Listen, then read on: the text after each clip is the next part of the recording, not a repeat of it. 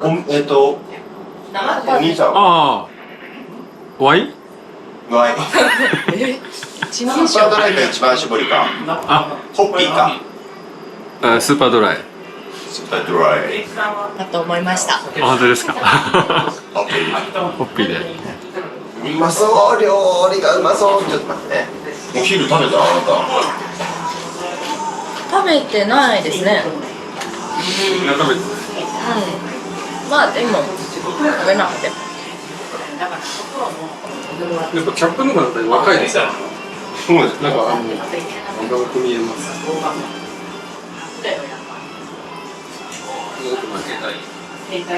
少年かぶりだからじゃない。これ少年か。ありがとうございます。はい。お疲れ様にございます。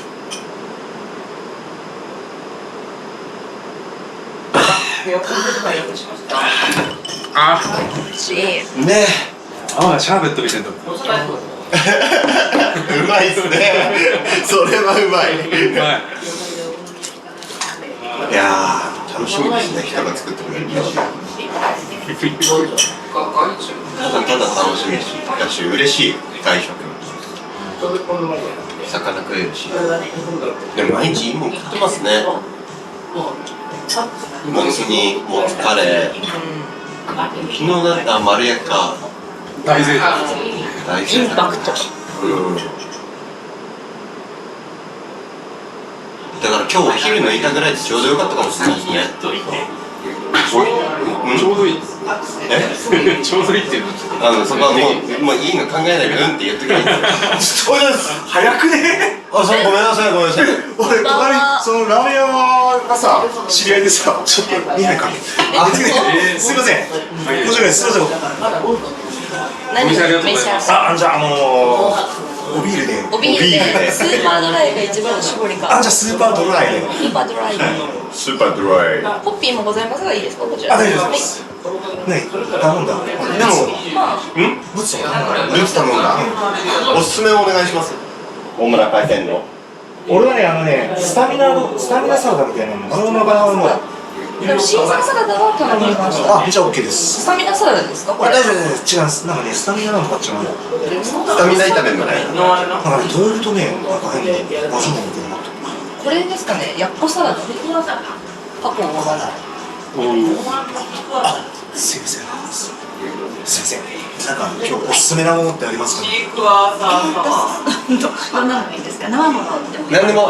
なんでも、じゃあ適当におすすめを。じゃあお願いします。すみません、すみません、その。な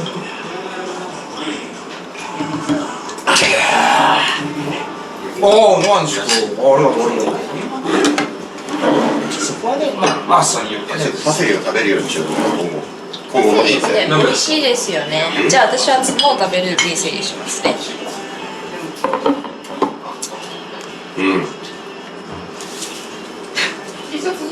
かりんちゃんどう仕抜けようかなと思ってさ。次の計画を？でもなんかさ、めちゃくちゃ心を持ってかれる力士がいて、力士なんか相撲部屋のおかみさんとか似合いそうじゃないですか。それ前も言われたな、誰かに。ちゃんとできそう。できるかな、ちゃんこ。しかも人が喜ぶことをするの好きだから今力士の相撲部屋の YouTube とかあって力士が飯を食うっていう YouTube でそこに今度今日取ったイノシシを送って俺らで調理しに行くっていう会をやる。面白いじゃないですか。言われるんですけど、健康的な食生活。いややつらだってほとんど筋肉だから。筋肉ですけどね、でもどうなんだろう、わかんないや、会ったことないから、まだお相撲さんに。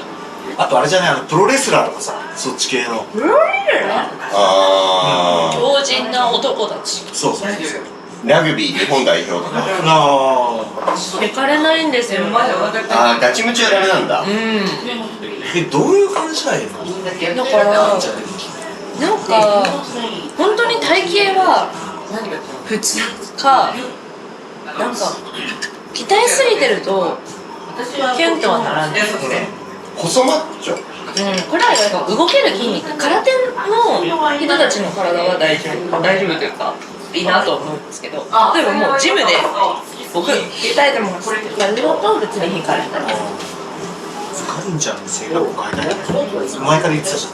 性格だからおしとやかすぎちゃって大村さんの目の前でどういうことじゃないじゃあ俺の見てるイメージが違うのかな。いや、おしとやかな子は獅子とか鹿の頭ぶったたいて血抜きして一人でさばかないでしょ。血だらけ確かにね尿まみれになってうもうちょっとね俺のイメージね、もうちょっと男勝りの女みたいな感じ。ん勝ってるよね。喋り方がなんかすごい清楚な喋り方じゃん。話し方だけじゃそうない。話し方でそのイメージが強いから話し方を変えろってことですか。もう鼻くそ落ちた方がいいと思う。足は一日足。やだやだ。ちょっとやってごらん。美徳に反する。そっか。うちはちょっとうちって言ってごらん。うちはあー違うな、あーがもうクラシックバレエの残りが良かったもんな。小生はですね、おじさん中身とかってどういうんですか。中身中身その性格殿方殿方殿方の中身どういうのが好きか。すいません、お時間のないでしょ。はい。すいません。わー、たこ焼き美味しい。うわー、たこ焼き美味しそう。になります。ありがとうございます。カマンベール食べてないから。こちらを。僕いただいてます。うまい。あー、ちょっと日本酒いいわ。熱燗プラス2合しといて。はい。シーズンのやるのとかやばいですか。なんで動け味がうますぎてうますぎてでも私多分大変だと思いますよ。なんで？なんか自由に行き過ぎてる。彼女で何をすればいいのか分かんない。何もしなくていいんじゃない？何かしてもらいたいって言って付き合うわけじゃないけど、ただ今日しーちゃんは朝俺ら狩猟行くって言ってまだ暗いうちに預けに行ったら、東出さんと坂上さんの分ですって玄米をおにぎり作ってくれてるんですよ。健康食品できる女だよ。いや、そんなんさ、彼氏じゃなくても僕ら嬉しいのにさ、いや、そういうさ、なんだろう、日々の優しさでさ、彼氏はもう十分幸せだからさ、こんなん奔放だろうがなんだろうがいいよね。感動ですね。古典的な日本なんつうの和の女ってことだよね。全然和じゃないです。全然。Hey, what up, man?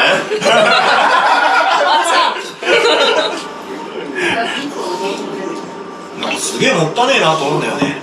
もったいなかない。なんかいい人が生まれたら、できたらいけると思うんだよな。なんかありがとう。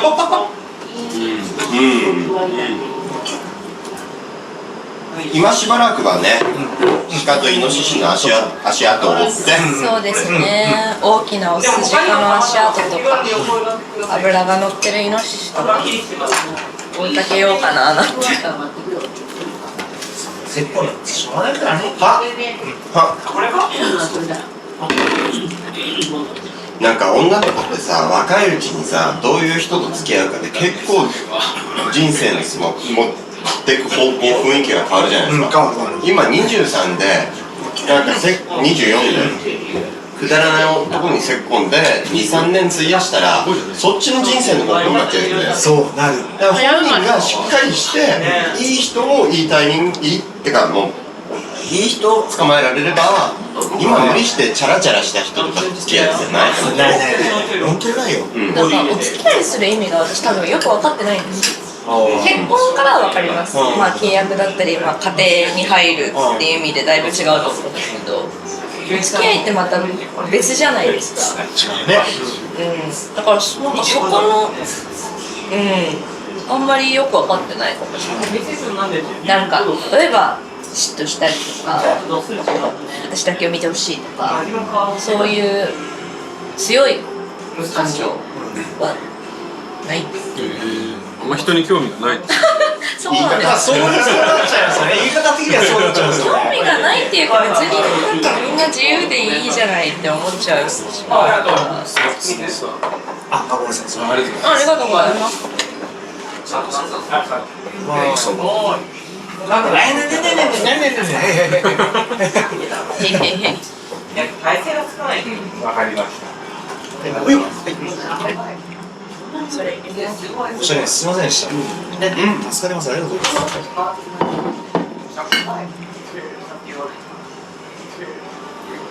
無尽蔵早くねちょっとマジで。早いおよ。チェイサーでチェイサー水レモンサワーチェイサーのレモンサワーレモンサワー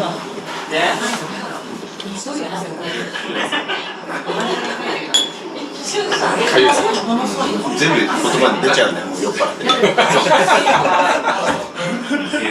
見ててもね。ありがとうございま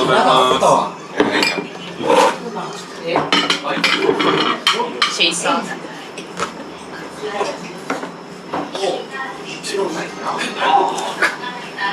でもこの後長浜ラーメン食べるもんさラーメン食べるんですかそうなんですかそうそう。一般的にまあイケメンだからイケメンっていうのすごい言われるじゃないですかイケメンだから日常ですよね日常とかまあ撮ってる時とかそれとかってやっぱちょっと嫌だったりするんですかいや、どっちでもいいかななんか褒めていただけるのはありがたいけど別にそれだけで人生がどうのこうのってないし逆に面倒くさいシチュエーションもあったりするしモテすぎてあ、そうだね俺絶対使うなカルチャーちょっと。でもマジでさ、なんかつるんでればわかるだろうけどさそういうこっちゃないじゃん、人ってまあでも第三者的にパッと見ではイケメンって思われちゃうかもしれない。イケメンですよ本当にけどやかん。ずるい悪ずるいで、桜焼き頼みました頼みましたなんか同性から言われると嬉しくないですか私結構女性から言われると嬉しいんですけど褒め言葉とか男性から言われるっても多分別の嬉しさが気がする嬉しいっすでもひがみは多分ありますよ。変な話、こういう場所で合コンするじゃないですか。で、面がいいからイケメンだって思われて、そっちに持ってかれちゃって、あいつはイケメンだからな。でも、本質としちゃうと、イケメンっていうより、中身の方が楽しくなるから付き合いってやるんですよ。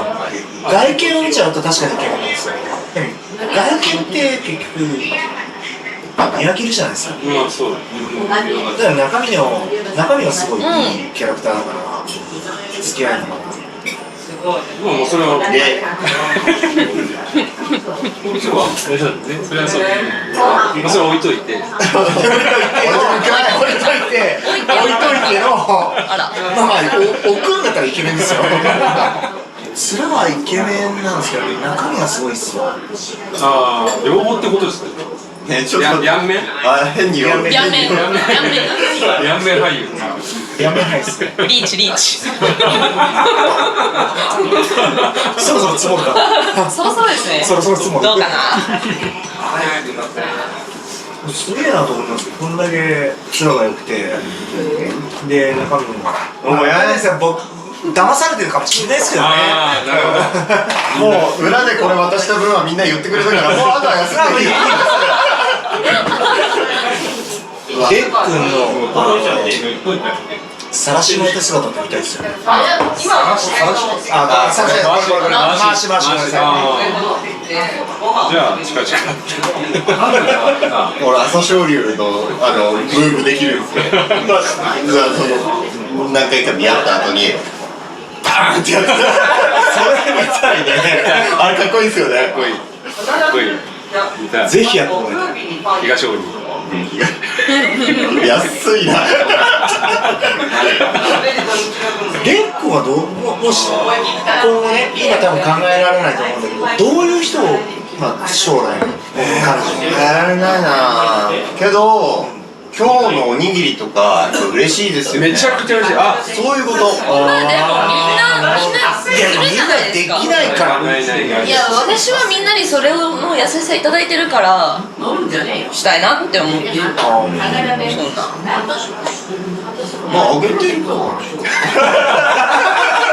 でもそういうことですよね。知らないところでの気配りってすごい燃えちゃうかもしれないね。ありがとうございます。嬉しいな。ゆきちゃんの部屋をゆきちゃんが見てる間耐えてまあでもね、2人はやっぱいろいろあるんですよ。ね、で東出君もね、いろいろあるし、まあでもその中でさ、まあ、長く続いた後に長くした時にそういう人たちね、作ると思うんだけどさ、やっぱその中で一番大事なワンポイントってあるじゃん。ワンポイント。ああ、その伴侶に求めるわ。そう譲れないワンポイントです。そう旦那様にお水をあげる。ありがとうございます。あ、すいません、ありがとうございま×つす。くとさ、そこで×って初婚ってそんなにね、人生深く考えないのよ。ああ、かもしれん。そう思う。初婚は。だけど、そこで変な話、×をついた時に本当に自分もなんていうんだろうな、求めてるものを追いかけちゃうからできないの。なるほど小ね。村さんなんですか、そのワンポイント。でそれがまだ気づけてないの。気づくまでが自分が分かんないの。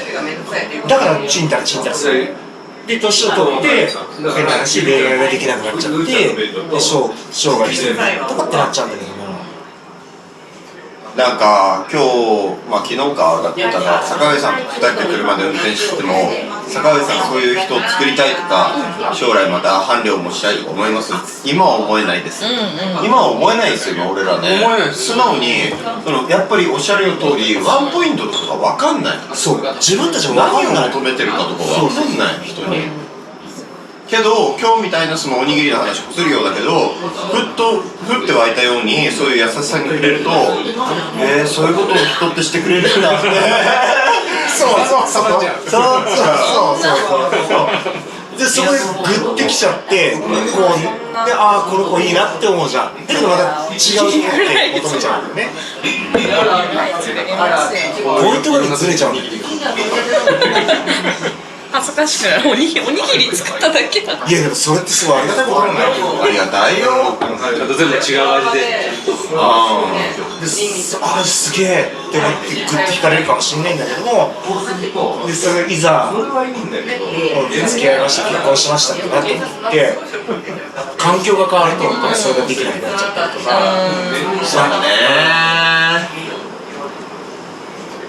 求めたり求められたりしすぎると面倒くさくなるから条件が多くなって、ただ横にいるだけで楽っていうだけで横にいていいんじゃないかな。でも空気みたいな感じのが一番いいですよね。だし、なんかお付き合いする、結婚をする、お付き合いだって結婚を前提にとか、そう周りがとやかく言うけど分かんないじゃん、いつもの間どうだな。そうとりあえず横にいたいって言って横にいてるだけでいいんですよ。それが一番大事でシンプルにね。周りがチヤホヤ言ってもしょうがないから。とやかく言ってもしょうがない。なんだろう、変な話、こう自分の知らない世界ってあるじゃないですか。そうだって思ってる世界で、そこを崩せるような人とだったらうまくいくじゃないですか。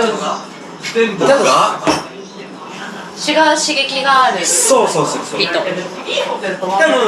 レックンの方はすごい刺激が知らない世界の刺激を求めるなんつうかな、乗ってる人の方が多分興味が湧くんじゃないかな。引き立てるのがいいと思うかな。引き立てイリュージョンマジックイリュージョン的なね。それはあるかもしれないな。朝からハトコが来てくる。それどうやってやるんですか。おはようっておはようってかもしれない。誰この人やってんのみたいな感じでね。面白いんだろうね。でも別に誰とでも行きたいわけでもないの。もう僕はとりあえずしーちゃんの根性を全うさせる一番そこが大事だね。しーちゃんとにかく結局しーちゃんよくしーちゃん。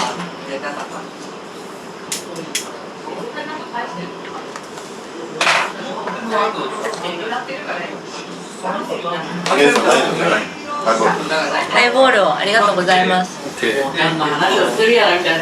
これさ虫刺されっ子ですかね、なんかもうすごいやられてるんですよ。なんででしょう。今回の滞在でですか？ B 型っすか？なんか野村さん何型？俺 B 型なんですよ。A 型の方がやられやすいんですよ。いや、わかんないです。 大型だって言いません A と O じゃないなんで B から出したのわかんない。じゃありゅうくん何型？ A ああ。で、A 型血液型で反りが合わない合うってやるじゃないですか。俺多分世間一般で言うと A と B って合わないって言うじゃないですか。だから刺激があるかもしれない。いや僕いやばいどういうこと言うようだけどあんま信じない血液型それはないね。かりんちゃん何型なの A です。AO の血筋で A です。私も AO ハイボールね。ありがとうございます。何型なんですか？ちょっと俺 B 一人じゃないですか。吉森さんは AB ですよ。ジョナさんも分かってる。あいつは B だよ。AB かな。 C とかあるじゃん誰からも輸血してもらえない。すごいなんか多分血液型関係ないかもしれないですけど、すごい刺激を感じるんですよ。自分の考えっていうのよりなんかこういう考えがみんなあるんだな。ちょっと試してみたい。血型と関係ないです。星座ありがとう。当てよっかな。ああ来てくれて。じゃあみんなの星座当てよう。何にも情報がないけど、サソリ座。ブブー。はい。獅子座はいブブー。はい。子羊座はいブブー。ヤギ座。すごいなテンションと圧がヤギ追突されたもんなそうか、追突は強いんだけど後で後悔するみたいな感じなんですか。坂部さん何座ですか？俺当てる乙女座あ、ぽい。俺天秤座。あ、違う。カニ座。あ、違う。あ、サソリ座。松本先生は松本さんこそ獅子座かサソリ座なんだけど逆に強いじゃないですか。魚座正解。おお。ちょっと待って俺答えてないし。正解言わないでくださいよ。魚座。魚座って何月なの3月と2月なのかな、わかんない。3月はです私は。知ってたんじゃないの？知らないじゃあ最初から誕生日3月15だ3月15日最高。知ってましたよね。知ってましたよね。水がめ。正解まだ言ってないよ。そうだねいやちょっと2月は分かっちゃうんですよ。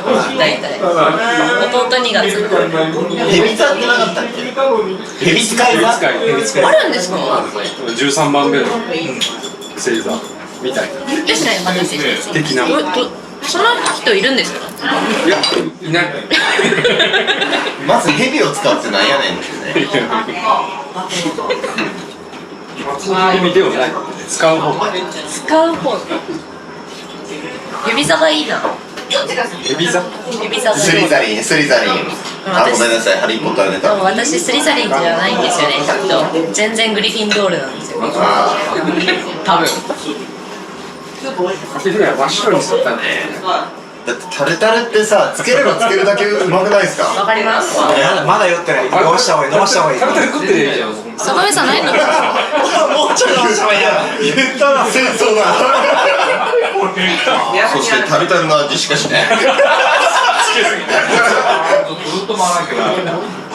つい最近このクソって思ったやついます？つい最近は野良犬と住んでる。野良犬と野良犬はいからのやたら肉ばっか食ってる。肉しか食べない肉が好き。肉じゃなくてバーガリアンパンですね。タンパク。まあいいいつも帽子かぶる。2個が好きだなハゲてるんですかね食べてる。隠してる。そういうなんか身長2メーター20ぐらい。いやそれでかいな体感ね。チェホンマンだ。はい。チェホンマン。チェホンマン韓国人ですよね。体感そんなこうやって喋んないけど。高圧的。高圧的なんですかなんか聞いたかななんか数日前にロケの予約があったんだけどぶっちぎられてまた今度でって言ってまた今度来た時は野営行きましょうとか野営っていう言葉もさ俺ら何もないじゃないですかなんか山奥でタップって天幕みたいなのがあって下で焚き火やって誰が好き好んでそんなところで寝ないといけないのかって寝るっていうでなんかこうバンバン打って野生動物捕まえてっていうそういうロケをやりましょうって男の方から多分チョコマンからなんか言ってで結構来たらやりたくねえなって急に野営もやっぱ2泊3日の予定だとそうで 3日間いろいろ機材やっぱ持ってるから充電できないですよ。まあそうですよねそれなりになんか持ってくるものがあるんですよ。でいっぱい買ってる重いもの機材を買ってきたら来た途端やってらんねえなって言われてでもリアルってそこですよね。リアルはそこですから。これはよ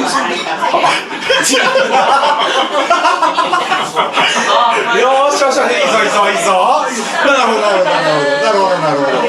お芝居してる方がいるしてるらしい。ああなるほど。知らんけど。知らんけど。そうですね。なんからしいです。ああなるほど。僕ちゃんなんかしてるみたい。家ないんですかなんか野営するってなんかどっかに転々としてんのかわかんないけど。まあそっか。俺友達になれねえなそれ絶対癖強いもんな興味を湧く人っていうのは本当にしわい男とかそういうやつの方が興味が湧くと思うんですよ。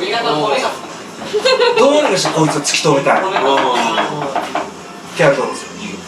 でそれって友情じゃないですか。おおちょっとよくわかんないちょっと手に負えないくらいがそうそうそう興味をそそられるっていうそれはあるかもね。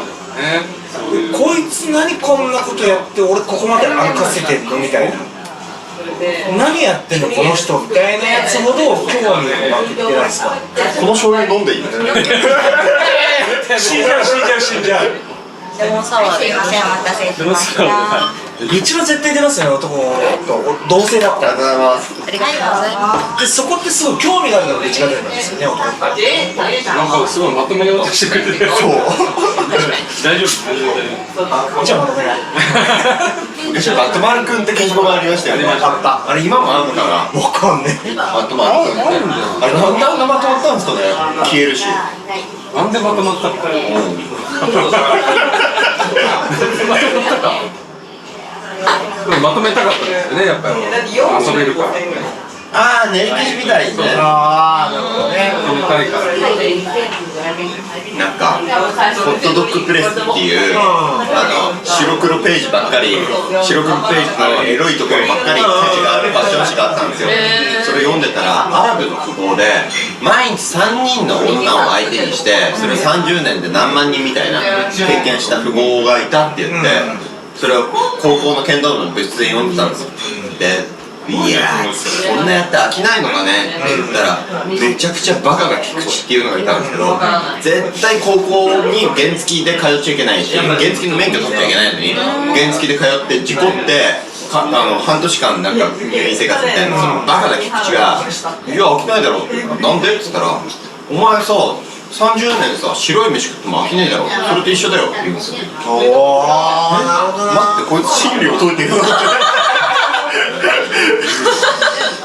だから食べ物にも白米を飽きる飽きないっていう価値観ないじゃないですか。ない確かに1週間お好み焼き食い続けるは飽きるけど飽きない何かはあんだよね、食べ物って。イタリア人ってパスタっていうのかな。いやわかんねいやパンかチーズじゃないですか。あなたチーズ好きだからあれだけどチーズって飽きるだろ。だってイタリア行った時に必ず最初チーズが出てくるんですよ。どこのお店でも大体チーズの盛り合わせがもう日常にあるって当たり前なものだから飽きるとかないんじゃないです漬物みたいなことか。か。じゃないかなって思います。確かにご飯にチーズ、白米にチーズ出されたら嫌だけど、どうせパンが出てくるなら漬物よりチーズがいいもんな。とかもお肉を一緒に食べるにせよチーズは合うし、ワインを飲むからチーズは合うし、当たり前の日常の中にあるから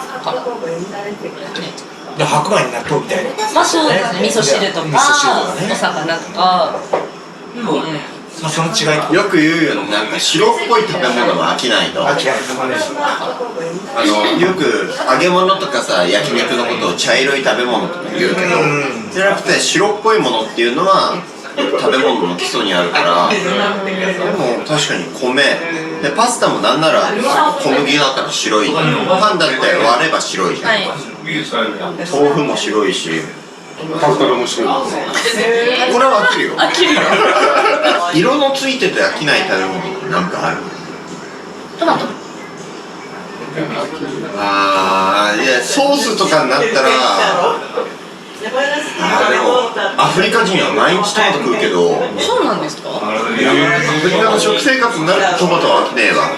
しかないからビタミン。アフリカってトマト育てる、まあ、気候とか超ちょろい。そうアフリカはプランテーションとかマルチとかなんか作んないでも植えりゃ育つのよ。太陽の日照時間すごい長いから。ああなるほどで土地も肥沃なのよ、なんか土って。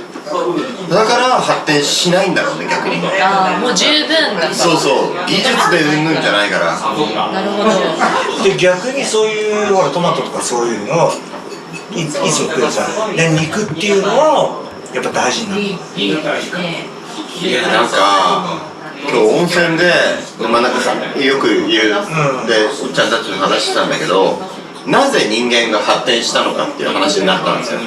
で、なんで腐った肉を動物は食うんだっていう。他の草食動物の内臓からライオンは行くって言うじゃないかっていうから、他の動物っていうのは胃酸が強いんですよ。だから腐った肉が落ちてると、俺はそこら辺を狩猟で歩くと腐った匂い、腐臭が漂ってうわって思うけど、それを猛禽類、タカとかは食べてるんですよ。奴らは胃酸が強い。キツネもそれを食べる。胃酸が強いから。俺ら人間は胃酸が弱いから腐った肉を食えないんですよ。だからフレッシュな肉をとかフレッシュな野菜を調理して自分の胃酸の濃度に合うように食べる。これは俺らは弱いんですよ。弱いから工夫をしないと生き残れないから工夫をすることで発展していったのが人類。でも動物たちっていうのはもともとのポテンシャルが強いから発展する必要はないんですよ。でアフリカっていうのは、全部見たわけじゃないけど話で聞くには、その貧しい人がいた時に競争社会じゃなくて名前なんですよ。だから大村家っていうのがあったら、遠くの大村家の誰かが困ってるって言ったら、その氏族って言って氏ス城の氏の族で他の大村さんが困ってるって言ったら、ここの大村さんがその大村さんに何かをあげたりするんですよ。分けるのが当たり前になってるから、そうするともらえる人はストリートに出て、その古事記とかにはならないけど、もらえるけどみんなもらえるからって言って頑張る人もいなければ分ける人もいるから富を蓄積しないの。なるほど。富を蓄積して一発博打で事業を起こそうっていうんじゃなく、みんなでシェアしようの文化で野菜がボンボン育つしバナナバンバンあるから、あんまりなんか食うに困らなすぎると動物もそうじゃん。春を知るってことじゃん、なのにヒルズの上の方に住みたいとかさ、西麻布で1人20万の焼肉食いたいとかさ、そうやってその誇示したい、富の誇示をしたいとか高い時計つけたいとかっていうと、分け与えるとかじゃなくてやっぱ競争になるからさ、でもアフリカの人たち幸せそうだったな。なんか今日ここでいただいたお会計っていうのはやっぱりお金はかかる、お金はかかるけどうまいよ、すごいうまいけど今日のさ玄米のおにぎりのさ喜びとまた違うじゃない。それは違います。それってやっぱあれだよね、玄米の原価率を考えたら気持ちなんだよ。金じゃないんだけど気持ちっていうのが一番でかい、だからその気持ちを分かってくれない日本人って多いんですよ。結局目の上じゃないですけど数字で送る日本人っていうのが多いんですよね。いやもうでも本当に環境は大きいですよ。そうそうそう、とっても本当に大きいと思う。なんか集団的恐怖って感染すると思うんですけど、東京って特にそれは多いと思うので、例えば、まあ、この前流行ったコロナもそうですけど、周りの人が怖いって言ってたら自分の意思とは関係なく恐怖って伝染すると思うんですよね。だから周りがすごくちゃんともうお金を稼ぐことに集中してたら自分がそうじゃなかったらすごく不安にもなるし、なんかそこにへの不安とか恐怖が生まれるからなんだろう、今あるもので満足ではなくて他にって多分ずっと求め続けちゃうと思うんですよ。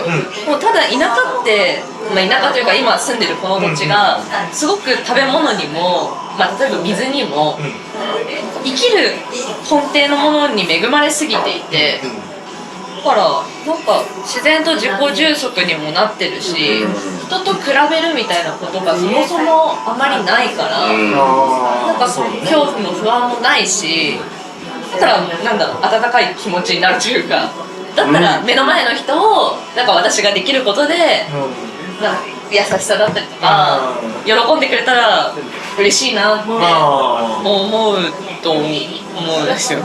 だからそれは正論だと思うんですよ。ただそれを気使ってやりすぎちゃうとこうね、わけがならない。そうそうそう、気使ったら多分別の感情なんだと思います。誰々のお世話になってるからその人を大事にしたいっていうのがあるんですけど、でも誰々を大事にしたいから誰々優先って考えちゃうと、その本人たちが成長しないと思うんですよ。この人はきっかけでこういう風になれました。だからそこでなんていうんだろうな、この起点を作ってからこの人かもしれないけど、そこから自分の輪を広げてそれを見守ってくれる人っていうのが一番大事だと思う。でそれを認めないでよ、誰々を世話したのは俺だとか、誰々のこういうふうにここまでこういうふうにやってるのは俺のおかげだっていう思うっていう考えを持ってる人っていうのが田舎者なんですよ。何かをその自分から他者に与える時に、まあ、それは優しさだったり何でもいいんですけど、見返りを求めてるとやっぱり双方苦しくなると思うんですよ。見返りっていうのは何かっていうと、田舎の人間の考え、こいつが何をやってるかって言っちゃう。で、全て逐一報告しろ。僕は師匠の服部さんっていう人が「いいよ山に来て」って「俺のところおいで」って「でもこんな僕お邪魔してもいいんですか?」いやそんな来るも来ないもお前の勝手だろ、山っていうのは全てを受け入れるし、お前が弱かったら受け入れられないだけの話だから、で摂取をするっていうのはさ、無駄に苦しみを与えたくないから、いかにどうやってその苦しみを味わえないように切るかなんだと思う。で一番いい最善の量っていうのはやっぱ経験だよね。そのそうだからさ、自分だったらって聞かれた時に、自分だったらその準備を周りでいろいろされて、で怖い時間が長いのも嫌だと思うんですよ。最強に恐怖だから、最強の恐怖は恐怖の恐怖だからなるべくスッと近づいてってパコンってやって、本人も「いや怖いのかな、怖くないのかな、怖いかもしれないや」なんか「あ」って言ってるうちにバーンっていうのが多分いいっすよね。でそれって逆気ってことだよね。さっきとか気そうだよね、そこに繋がるってことだよね。ただその罠にかかった子だったらこっちも危ないから、でもどのタイミングで刺していいんだろう、どのタイミングで頭叩いていいんだろうとかって何回もヘマときたくないんだけど、やっぱり獣との自分との呼吸とか叩けるとか、いろいろなことを経験しないとうまくはならないね。そこその経験だよね、やっぱね。で今まで殺しテックはさ、いろいろほら仕事とかでいろいろ殺してると思うんだけど、その中でやっぱ経験を積んでるからある程度分かるじゃん。そうでやっぱその中でも経験浅い時には申し訳ねえなとか罪悪感はあった。今も残るけど、今はバッてやった後に早く肉をうまい状態にしようっていう方に切り替え。でもそれってちょっと自分の考えを押し殺してるんだよね。湧き起こる罪悪感を押し殺しようとして、それよりも大事なのは肉をうまく食うっていう会議みたいなのを自分の中でするけど、でも僕それでも騒ぎながら今日俺今まで何と殺したんだろうと思ってズーンってくるものがあったな。例えばセッションに対しての後悔じゃないけどもっていうか、いやそれを選んでんだけど、まあスーパーで肉買えやっていう人だっているんだよ、いるんで、それ意見なんで本当にクソくらいと思ってるのよ。そうじゃないじゃんって思うから現場に行きたいと思って現場に来てるから。そっか。でもやっぱたまるよね。なんそうだかね。なんで俺こんなに好きな動物を殺してまで生きたいって思ってんだろうとか、生きたいってなんだろうとか、まあ好き勝手やってるだけなんだけど、やっぱたまるね。絶対に後悔はあるんですよね。なんか後悔がないセッションってないんじゃないかって思う。どんなにうまく最初からポコンって入ってうまく血抜きできても、なんかもしかしたらもうちょっと苦しませられずにできたかもしれないって思うし、これで良かったのかなとも思うし、セッションに対する罪悪っていうのはもうなんだろう、私はあんまりないんです。もう食べるために食べるからこの子いただくから。でもその苦しみだったりとかをって考えると拭いようがないですよね。もうだって、難しいよね。難しい。難しい。なんかどうなんだろう。それをこう食うために生きる、自分が生きるために殺さなきゃならないってやっちゃう。そのためにいかにその動物に対して苦しまないように息の根を止めるかっていう人もいるじゃん。それって本当に実際人間的にこれ以上餓死、俺ら食えねえ、人間ね、俺ら食えねえ、これ以上何も食えねえんだったら動物殺してその肉を食うっていう人たちの苦しみと、楽しんで殺してる人っているじゃん。それはね、やっぱ僕らはもう想像の範疇の外ですね。そうだね。ただ僕の中で食べるために食うっていうのは一つ、それは自分の生命を尊重させてるから申し訳なさはあるんだけど、まだ腑に落ちるんだけど、すごい細かい話をすると罠にかかってるっていうと、急いで、だって向こうは恐怖を抱いてるだろうから急いで現場に急行したいって思うんですよ。でも向こうとしては足がブランブランになったり引っかかったりしてるけど、でもまだ生きるっていうことを諦めないからそういう行動をしてるし、その瞬間っていうのは生きてる時間は長いわけですよ。で僕らの到着が4時間5時間遅れたら4時間5時間痛いかもしれないけど生きようとしてるんですよ。生きてる時間は長い。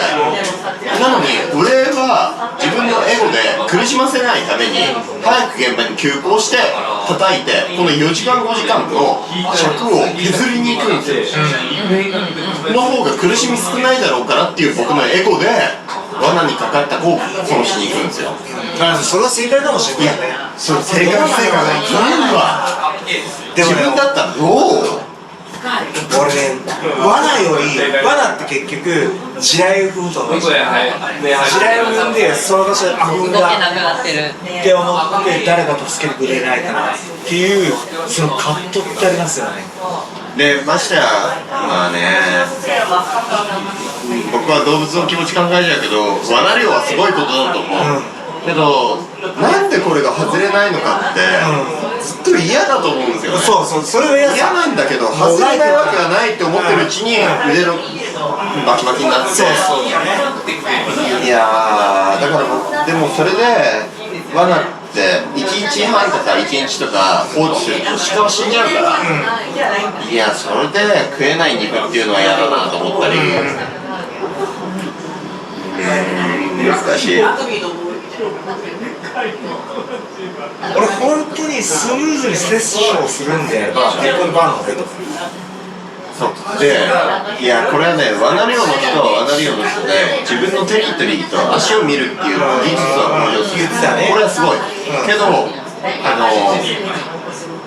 いやどっちがどっちとは言えないけど罠って広範囲に例えばもうこの県の山中にかけるってことはなかなかできないんですよ、見回りできないから、自分の山なんだけど鉄砲猟の方がいろんな山のいろんな動物の移動が感じられたり、食べ物が感じられたりするから、動物好きは鉄砲でやって動物とパッと会えた時に会えたっていう嬉しさを殺しながら撃ってっていう方が自分もなんか動物の一種になるように、罠の方がなんか条件がでも一概に言えんな。あったけど俺はねすごい思うのは罠っていうのは仕掛けるじゃん。仕掛けて引っかかるじゃん。引っかかるってことは痛みを感じるじゃん。殺される前にその痛みを感じる時ってどうにかしてこの罠を抜け出そうっていう痛みを感じながらもがき続けてる鹿よりいたバーンって打って摂取をしたのがすごいいいのかなって俺は思った。俺がね、それは俺個人の意見だけどでも今漁師が取るその有害鳥獣駆除、9割の肉が捨てられてるってなった時に、取って捨てられる肉にはしたくないから、自家消費プラス、なんか極限って言ったら経済はいいけど、肉を食わないと俺らの体が持たないっていう生活に期待ですよね、そういう山生活を野営でしたい。いや難しいことだと思いますよ。1ヶ月めっちゃめんどくせえって始める。いや、ちょっとやってみよう。いやー、鹿もいっぱいいるし、私腕がいいから多分1日2頭ぐらい取っちゃうか消費しきるし腹パンパンになっちゃう。でも生きるためなんですか今狩猟がそれを聞きたかった。なくても生きれるっちゃ生きれる。切れる？お肉を肉なくてもまあ生きれる。野菜だけ食っててもたまには肉を食いたくなるじゃないですか。痛くなるけど別に生きれる。出るから出ない。野菜だけでってことですか？あ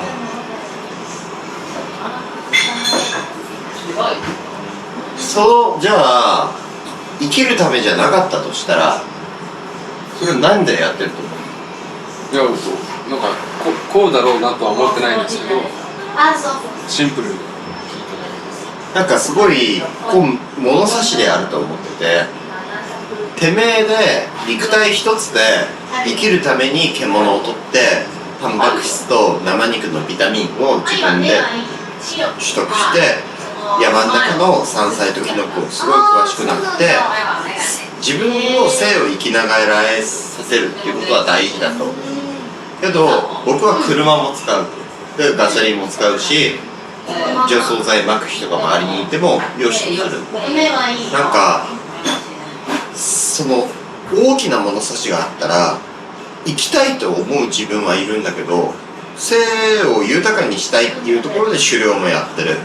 それは豚とか牛を食べるっていうことではなく自分で解体してって、まあ世間一般から言ったらそんなのややこしいじゃんって言われるようなことをやってるけど、もっと根源的なことで言ったら鉄砲を使わない方がいいとかガソリンを使わない方がいいとか、そういう意見も出てくるかもしれない。でも僕は生きたいからで、今豊かに生きたいから、それは小屋を建てるにおいても廃材だけじゃなく角材を買ってきたりとか、それを運ぶにも軽トラを使ったりとかチェーンソーを使ったりとか、なんか全然自給自足ではないです僕は。全然そんな突き詰めて生身の人間対生身の動物っていう生活は送れてないけど、まあ今は豚牛を買うことはない、鶏も買うことはない。こうやって外食来たら美味しくいただくけど、僕は今の生活自分で肉を取るっていうところをやってるっていう。難しいですね。物差しのなんか変なところにいるっていうだけ。ただ快楽的には殺したくない。そうだよね。それはあとうまく当たった、じゃあこの肉愛でもいいわってそうはなりたくない。取ったら食う。であるんだったら取りたくない。リアルに原始人なんですよ。いや食うために撃つ。でもその撃ったものに対しては全部全て食う。だけどそれって変な話、今の若い人たちからしてみれば普通に提供されてくるじゃないですか。お肉がね。そこの違いだと思いますよね。で普通に出てきたものに対して私食えない、残しますってポイって捨てる人たちって多いじゃないですか。そこの違いじゃないですか。でも本当にリアルに打ったものに対して摂取をしたものに対して全てを、それが自分の生きるために食べる。冷凍庫いっぱいだと量もいかないですもんね。でそれしたくないね。もうおとついそれは橋爪さんのさ、はいイノシシが2頭かかった時、はい岡部さんにさ、ええいや東出君たちがこっちに来る前、こんなのだったら捨ててたよって言われて、おっしゃってました。もういやなんかこっち来てよかったなって、無駄になる肉が少なくて、無駄も何もないんだけど、なんか私はここに来るようになって、その漁師の方々と関わるようになって、自分でお肉を取れるということを知った時に、なんか今までのこれまで当たり前だったんですよ。お肉を買うということがね、そうだね、食べるイコール買うということがねそうだね、当たり前だったんですけど、より納得できるというか、それはすごく大きかったですね。でも普段そんなね、自分でお肉を取るなんてできないし、しないから、環境ももちろん。だからそれに気づけることってないと思うんですけど、そこのさじ加減って大事にあるんじゃないかな。小野さんはやったことない？僕ですか？僕は素手です。素手？はい。素手でやる。でも難しいっすよ。そういう話です。素手の。ちょっと待って、俺何も言ってじゃあないよ。僕はマスターの代わりにマスター話しますでどういう風にするんですか？素手。まあでもお互いの満員は大事なんですよ。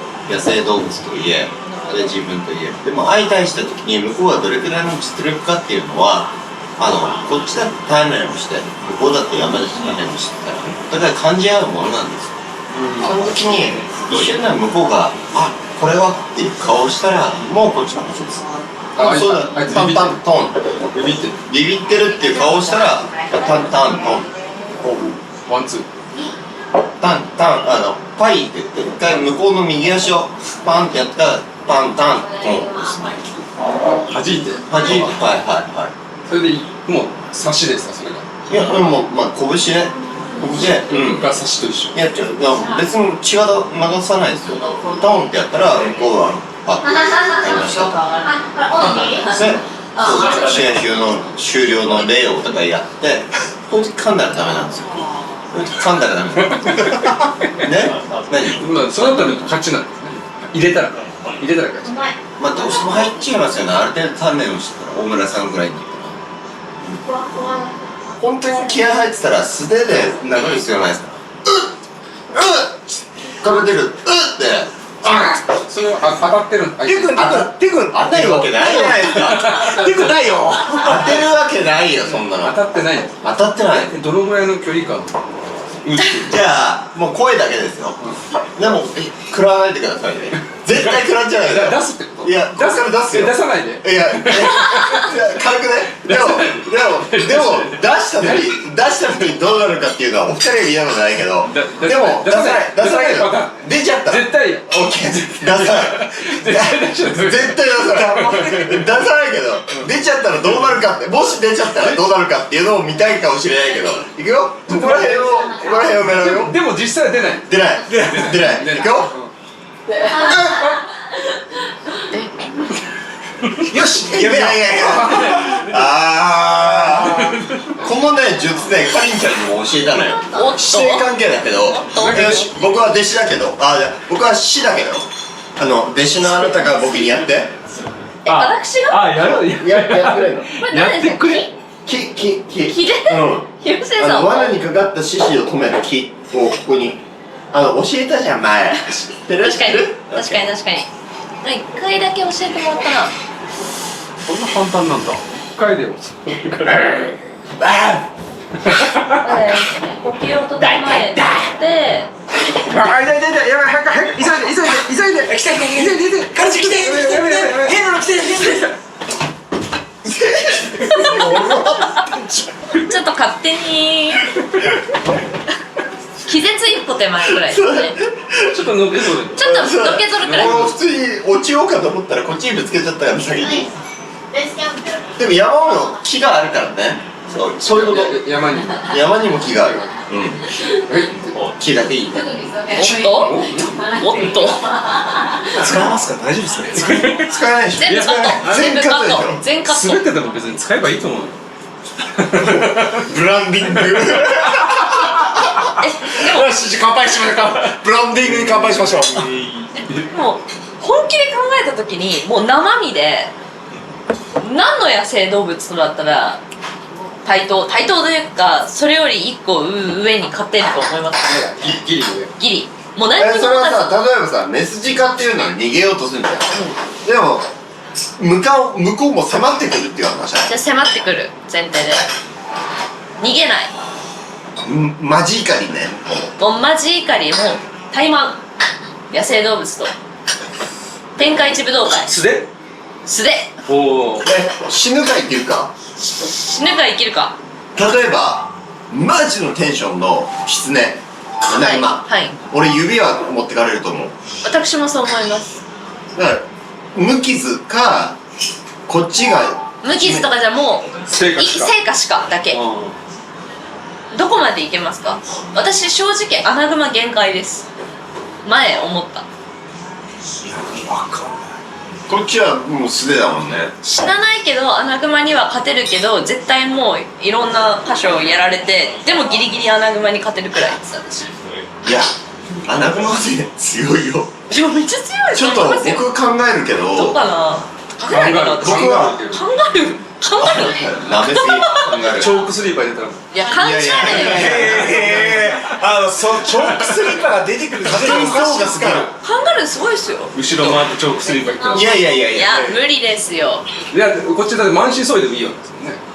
誰が成果しか僕が成果しかやってる最後チョークスリーパーでいけばいい。そうまあいいんだけどチョークスリーパーっていうか成果しかない。成果しかだってカンガルーがいけるんですよ。いや、成果しかいや結構開始のなんか俺成果しかで行こう満身創痍で行こうと思って立ち会った時にしっぽり立たれて「こんなとこちゃうがんの?」ってバーンって難易度蹴られて肝臓破裂でもその時はでもアドレナリン出てるんですよ。成果しかだから。倒れてあいつピョンピョンって興味なくな立ち立ったら48時間かけて死にますでもリングがある。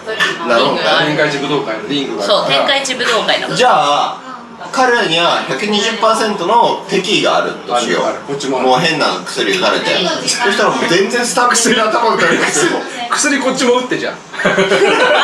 だとしたら。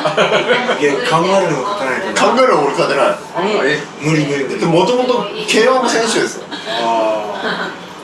俺カンガルー勝てないもう絶対無理。ちょっと死んだふりとかするし。いや、死んだりとかじゃない僕はそれなりに戦えるのは本当にアナグマただアナグマの爪えぐいよ東野さんでアナグマですか？でもマジで頭がいいおじかだったらおじかの一本とソロッポ2歳全然俺死ぬわいや私鹿は無理ですもん多分勝てない普通に、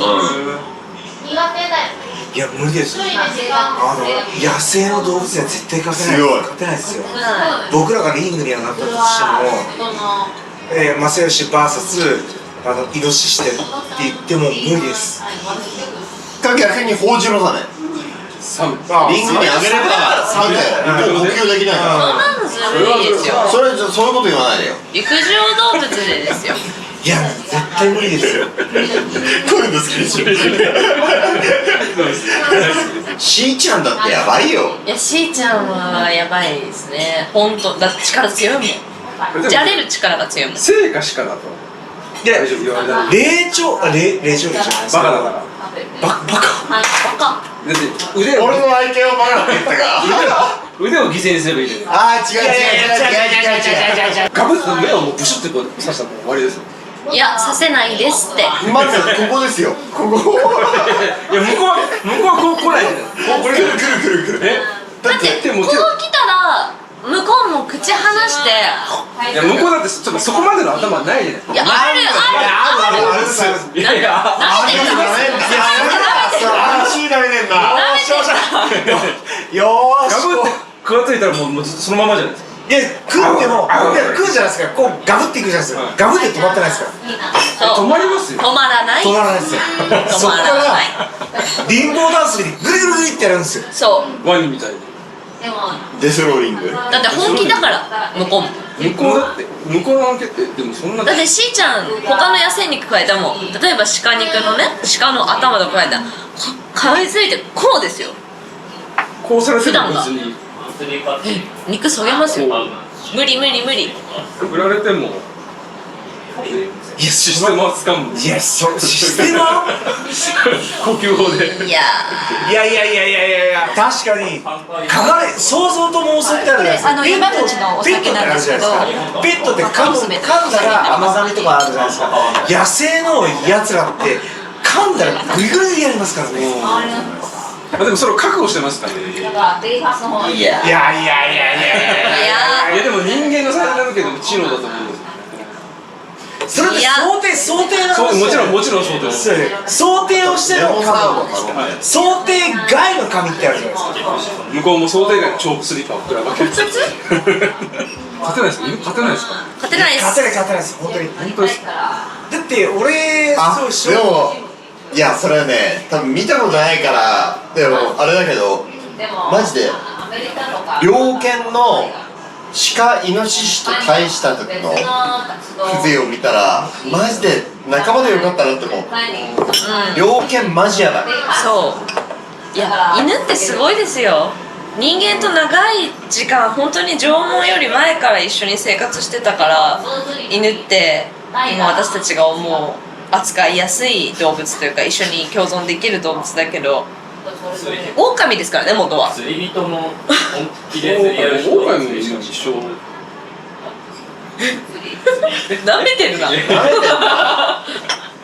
あ、じゃあ大型犬は勝てない。皆さんに勝てない。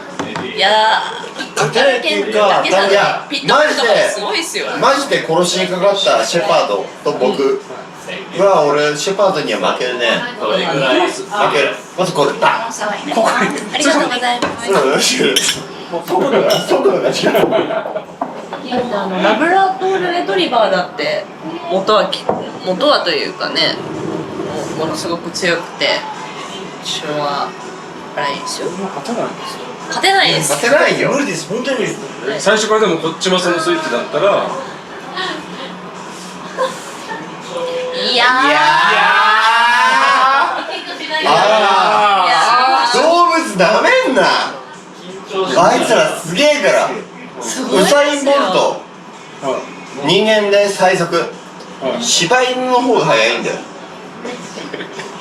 いやまあ身体能力はまあそうでしょうね多分。イコールですよ。そうだよ。技術よ技術。技術じゃない。本能ですよ。なんか青木真也だったらそれは寝技の魔術師みたいになるかもしれないけど、坂上勇気だからランファイからですよね。じゃあファイ展開してファイファイになるじゃないですか。ああシャシャシャシャシャこうやってるじゃないですか。でこうやってる時はこいつこう消えたなと思って噛まれるんですよ。はい。それは不意ですよ。え？でそれが不意です。それは不意です。いや、不意じゃなくじゃあて、今まで用意スタートから対等なんです。そう用意スタートですよね。両方で。展開して武道会だ。天下一武道会。今からはい行くぞ。そう今から行くぞ。 3、2、いいぜ1ほいほい。あーオッケーオッケー。ということで。はいはいはい。俺しんじゃはいはい。いやいやいやいやちょっと待って。東山さんはね強い。ほら、いやしんちゃん。今しんちゃん。いやシーじゃんシーじゃんシーじゃんシーじゃんシーじゃんシーナのヒーだもん。今しんちゃん。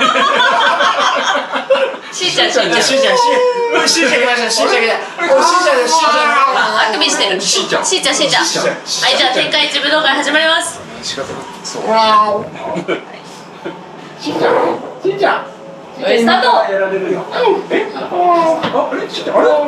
大丈夫？しんちゃんちょっとあっちなんかあっち舐めてるな。坂上勇気舐めてる。ほってぐら。らい読めないぐらいの本能あるんですよ。そうなんですよ。僕らって YouTube とかそういうの見てやってるじゃないですか、はいその動物の可愛らしさとか見てるじゃないですか、でその可愛らしさとかって多分あいつらないっすよ。生きることでねいっぱいだからね。ラーメン大丈夫ですか？いやこれからよ。でも食わないか。どうしますそれは会計会計お願いします。会計はいすいません。食ってみるか。いやどっちでも。もう10とかいけんじゃないかな。今から？言ったな俺知らねえよマジで。待ってますよ。絶対にいけないのでやめた方がいいと思う。いやいける気しかしないよ。ちょっと待って。東出さんだったらいけるんだけど天気だったらいけるって言ったせーの。点だったらいけるけど。言わされんなお前。ちょっともいけなかったろい。けないだろう。おい回ってなかったろ。でしょ。最低マジで。嘘でしょ。待ってなんでだよ。回ってないですよ。え、こっちは。ごめんなさいこっちは待ってる。じゃあいいや。いやいやいや最低だよ。今日はそんなもん。今日はそんなもん。勝てないわ。もう一回今から行こう。10玉？じゃあ乾杯します。なんで？なんだよ。すいません。